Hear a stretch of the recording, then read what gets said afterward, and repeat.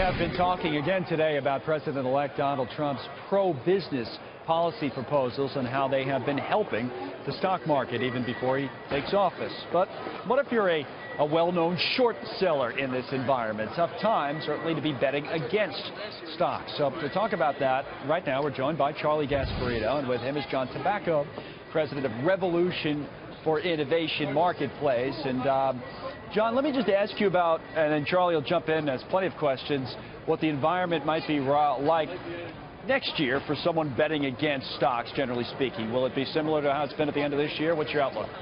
You know, Colin, thanks. That's a good question. I think people right now are used to feeling like, okay, there's a president-elect, there's a little bit of a honeymoon period, this isn't real. Once he gets into office, things will start changing. The paradigm change with Trump is that there never was a honeymoon period or a marriage. He's been on his own and he's been transparent with the American people. And I think there's a lot of gas left in this market, especially after the inauguration, when some of his pro-growth policies start to turn into increased corporate earnings, and as well as the decrease in regulation that is stifling growth and jobs, especially here in the financial district, but certainly across the country.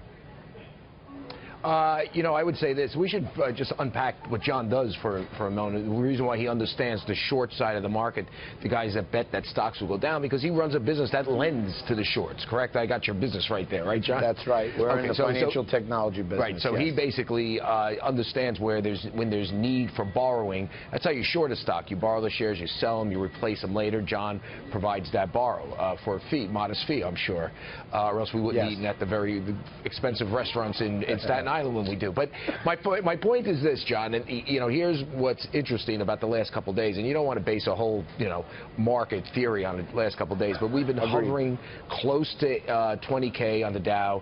It hasn't really got there lately, and here's what I'm hearing from the ground, that there is a degree of pessimism that's starting to seep into the market. Not that Donald Trump you know, doesn't have pro-growth, some really good pro-growth policies, which he does, we know. He wants to cut taxes, he wants to cut back regulations, but that he also engages in a degree of protectionism, which is never good for the markets. Even Carl Icahn, his economic advisor, you know, unofficial such as he is, but he's close to Donald, came out and said a trade war is problematic for the markets, and Donald has talked about raising tariffs and things of that nature. Then we also have the fact that, you know, Donald has an infrastructure plan as well. Does he go for the infrastructure plan at first, or does he go for the tax cuts at first?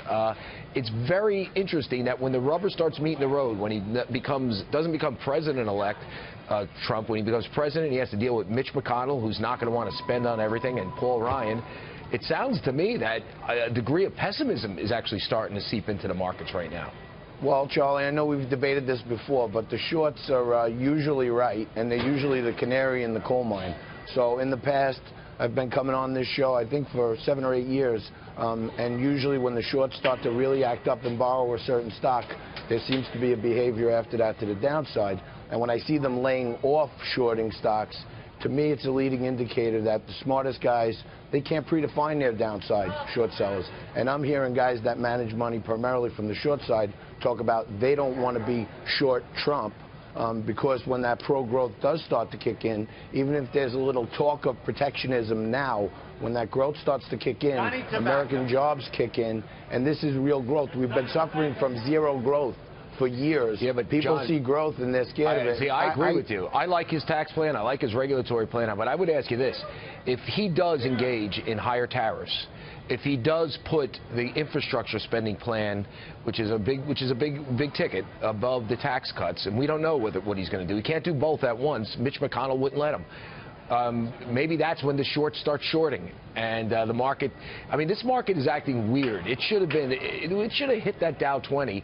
And I noticed that when the reason why it started to lay back is when he started getting in a little bit of China, butting heads with China over that drone and some stuff with the trade.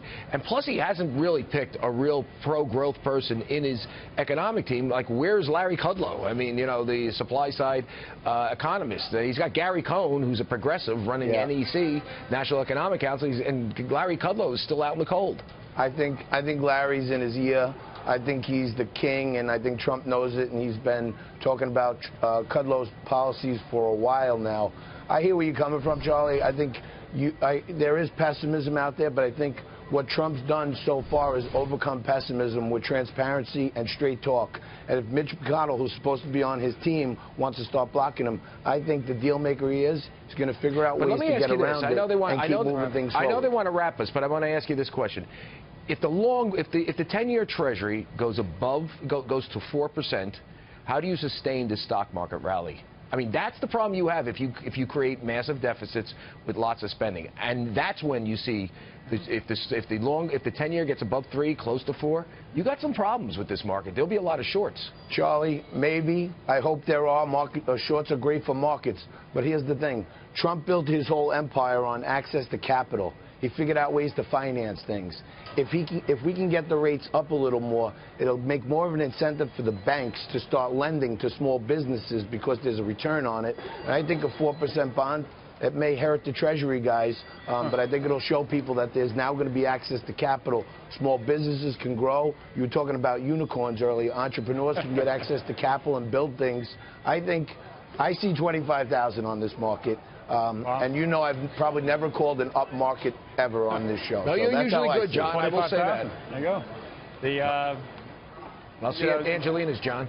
That's the one thing that I caught on to, is that would a guy like McShane be, welcome if Gasparino and Tabacco are going out to dinner in Staten Island? That was the only real question I had. But Connell, I'm half Irish. I just hired it good.